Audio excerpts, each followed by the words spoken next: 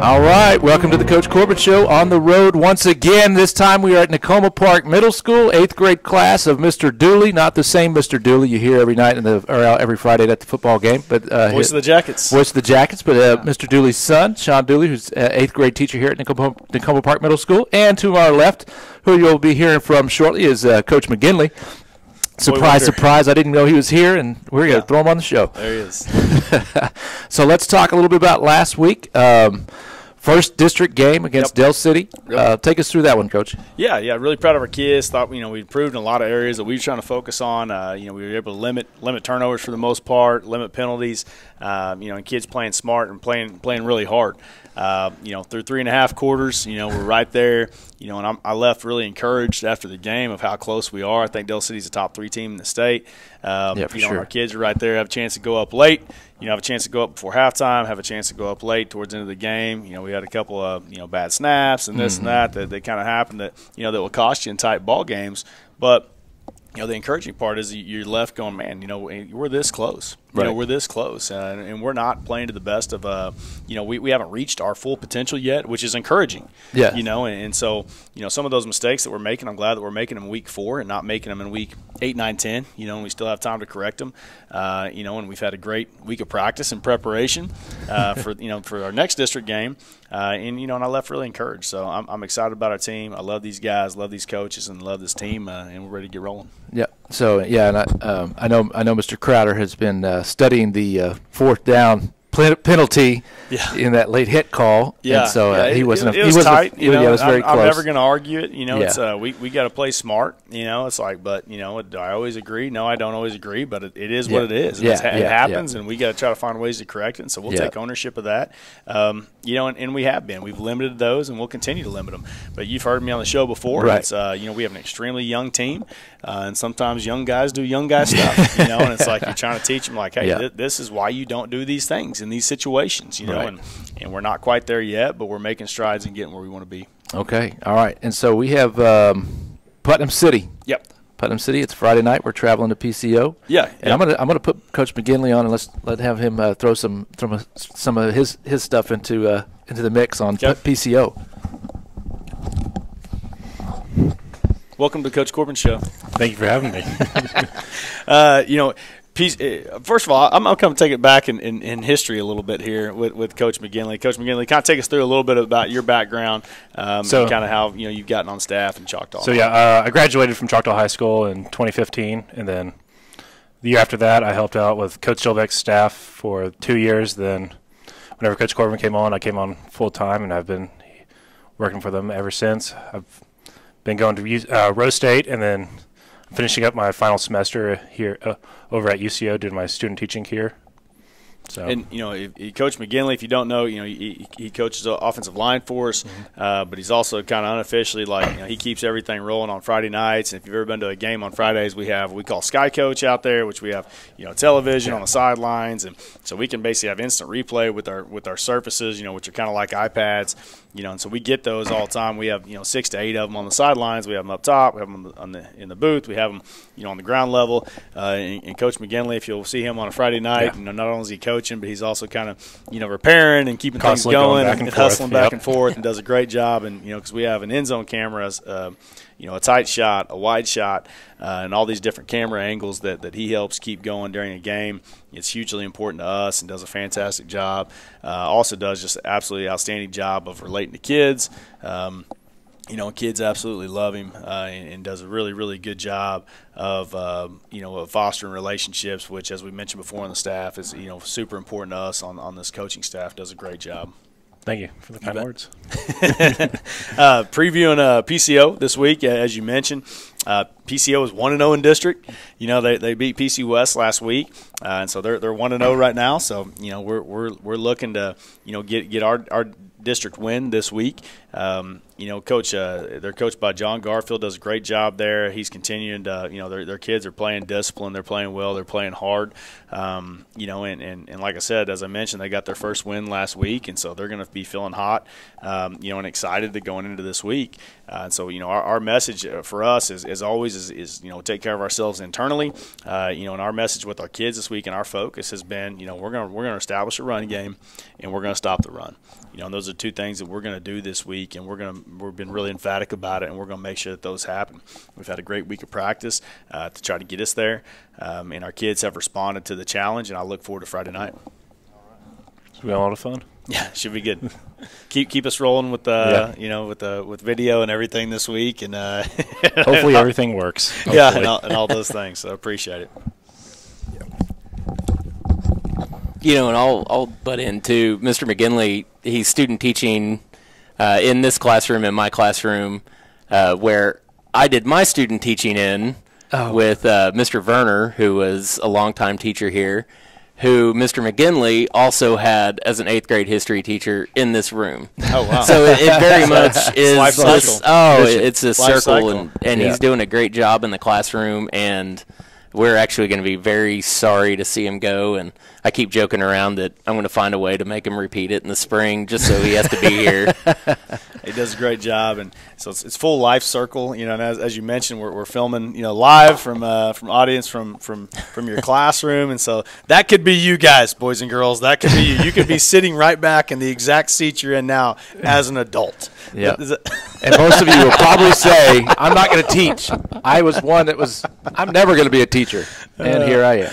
Easton, you could be running the camera here in the future for us. That's right. As an adult with a long gray beard. You could be out there.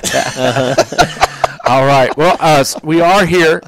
There is another rhyme to our reason here that this is Genius Week for our channel, KJI-Yellowjackets TV. And this is Genius Hour right now, correct, Mr. Dooley? Yes, okay, that's correct. So run us through what goes on in Genius Hour.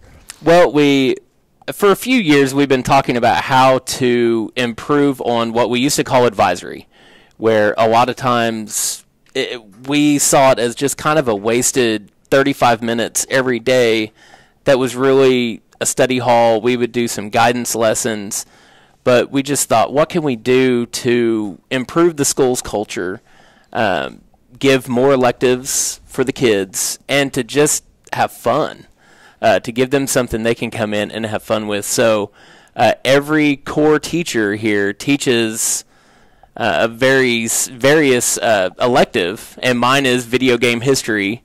We have nice. Ultimate Frisbee. There's poetry, hand lettering, where they're learning different calligraphies, computer coding, Minecraft.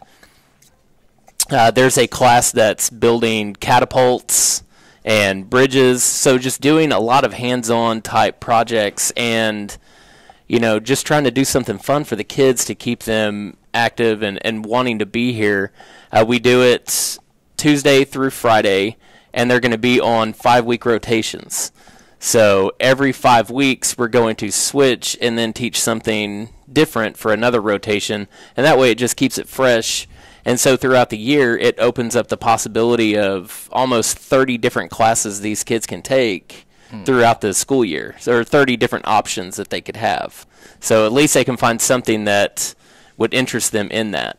So, and a lot of it is just keeping kids in school, giving them something to look forward to coming here, and just having a fun time where, we don't have to be in that full-blown teacher mode, teaching bell to bell, and we can build those relationships a little bit better and in a more relaxed environment. Okay. Speaking of which, what kind of changes have you noticed maybe in your students, because of Genius Hour? What kind of positive changes have you noticed?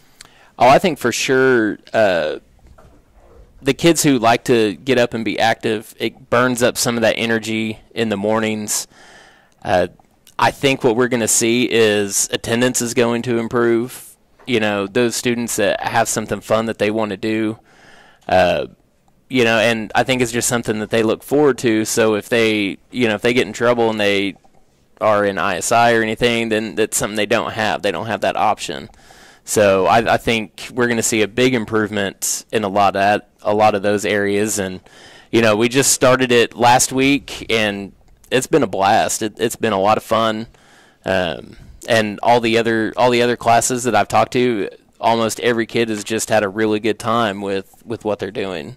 Nice. All right. So I think, Coach, we have a young man who has challenged you to some. Is it NBA Live? Is that correct? NBA Live. Since we're in the gaming room, I think we're going to do it. And as we have Mr. Dooley, I think he needs to be doing the play-by-play for the game. So we're gonna pause, set all that up, and be right back with some live NBA action. Sounds good. Going to come after my dad's job there. All right, we got the tip-off, and looks like the Lakers have won. There's Robert Horry. Maloney. Oh, we had a long three that got blocked. Oh, we got jump shot in the lane. Coach Corbin's on the board first. Yeah, baby. All right, Give me two. Oh, classic Derek Fisher. And apparently there's no out of bounds.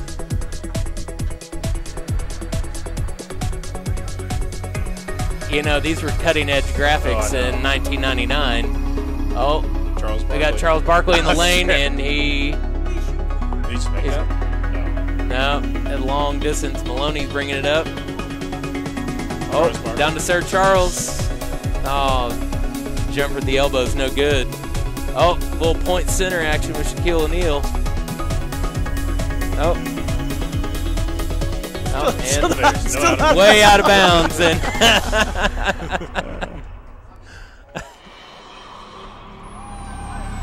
give me that. There we go.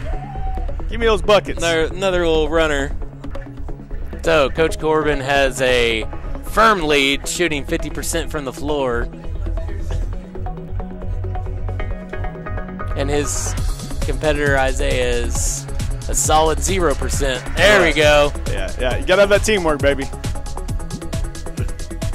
We got Jones bringing it up. Shaquille O'Neal there. There we go. Put it in.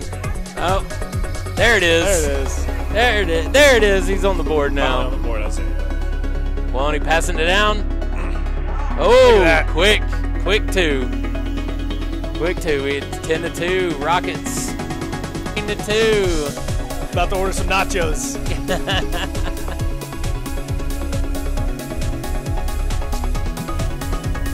Coach Corbin is firmly in the lead there. Very firm. 16-2.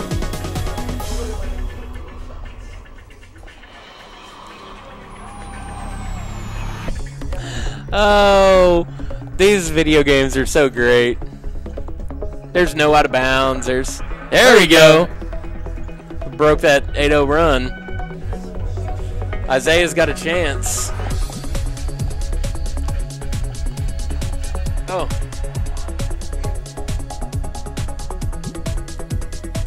We're going to cram this. Oh! There's a replay. Hakeem the Dream. The windmill dunk. Man. The windmill dunk. Oh, man. Isaiah is shell-shocked right now.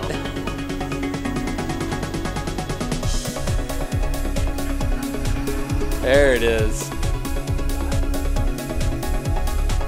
The 10 seconds left. Look at me, Lane just go coast to coast. There we go. Final at the buzzer. 30-17. Houston over LA. All right. Well, we're back from the hard-fought battle in the game. Coach, I think you're kind of a ringer there. Yeah. It's just everything kept going in. I just, I was trying not to make it. It just couldn't help it. I just kept draining bucket after bucket. Yeah, it got pretty out of hand. Yeah. Pretty out of hand there. Yeah, so I was watching the teamwork, the skill. Yeah, skill, teamwork, absolutely. I'm thinking to myself, Coach Simpson, Coach Maloney. Right. They may need I've learned from them. Yeah, I've learned from them and learned about the ball movement. And what you kind of feel bad about is you're in the business of building up young men, and I just had to tear one down. I felt really bad about that to do that live on the show. But sometimes you have to do it. So yeah. But noticing the size of that young man, he's going to be a talented young doubt in the district. No doubt about it. No doubt about it. His skills down the road. Absolutely. Final, kind of question of the day for me, anyways, and I know you have one as well. Is maybe some fun facts about Coach McGinley that people may or may not know. Coach McGinley, kind of take us through what is kind of like a typical. What does a Coach McGinley eat? All right, so my main diet is chicken. Yeah, chicken nuggets mainly, some chicken breast, but I have now expanded. Yeah, he's told me this. So he now eats 2 different food groups. Yep. Chicken and then now pizza. Yep. So his life consists entirely of fried chicken until recently. Baked occasionally. And then now he's switched to adding pizza to his diet as well. So he is expanding and growing quite a bit. So he's gone from just straight children's food to maybe children/adult food with pizza. So eventually we're getting closer. Do you ever mix any like maybe mozzarella sticks or anything else that are corn dogs? Nope. Okay, so that's and that's not a joke. Literally just chicken, and that's not a joke. So it's but it's a good product just off of chicken protein. Okay, exactly. Last question before we go. We'll start with Mr. Dooley down there on the end. Since it is Genius Week, give us one of your favorite geniuses out there. Why are they your genius? One of my favorite geniuses. Well, you have 2 different categories. If it's an evil genius, it's got to be my father, David Dooley. He really is a brilliant man, but he's got to learn to use his forces for good and not evil. Of course, if anyone knows his weakness, it is Diet Coke. Yeah, Diet Coke. So you 8th graders sitting in here, if you are ever in trouble next year, bring a Diet Coke to the office, and he can't get out. Yeah, he can't. He can't stop.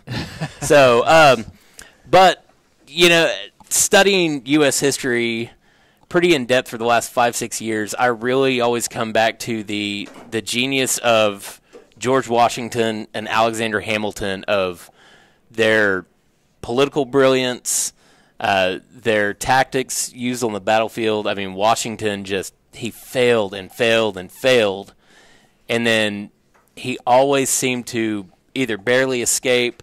Sometimes you end up in a stalemate. But then he had that resilience to just keep going and to keep pushing.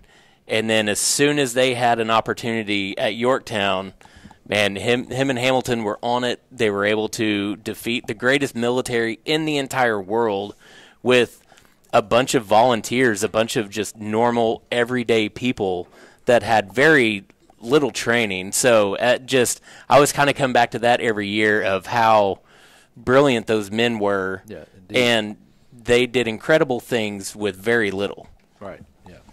Coach Corbin? Yeah. Kind of piggybacking a little bit off of you is, talk about just kind of a political genius, in my opinion, is Dr. Martin Luther King. I mean, talk about the civil rights movement, and he uses, a peaceful protest for change in a time, and you put yourself in his shoes during that time, how difficult that would be, because basically anything that's human emotion that you want to do is probably wrong, and he did the exact opposite and was able to do that, and you see how much change that he's able to bring forth just by using peace, rather than violence, and just continue to stand by his morals and what he believed in a time where it was really, really tough. And so, I always try to, when you're studying, history, I always try to put myself in their shoes, and you're like, man, how hard would that be to do that? And how much courage did that take?